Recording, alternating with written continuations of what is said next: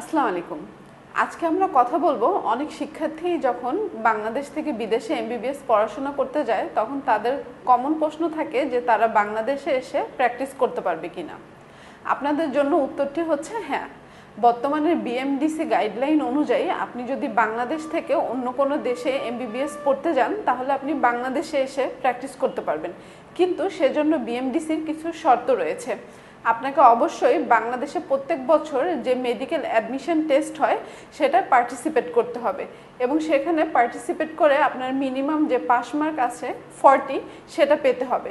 যদি আপনার minimum BMDC pass mark থাকে তাহলে বিএমডিসি কর্তৃপক্ষ আপনাকে একটি এনওসি প্রদান করবে। এই এনওসি নিয়ে আপনি যখন বিদেশে পড়তে যাবেন সেখানে আপনার এমবিবিএস ডিগ্রি শেষ হওয়ার পরে আপনি বাংলাদেশে বিএমডিসিতে এসে সেই এনওসি পত্রটি আবার জমা দিলে তারা আপনাকে বাংলাদেশের প্র্যাকটিসের লাইসেন্স দিয়ে দিবে।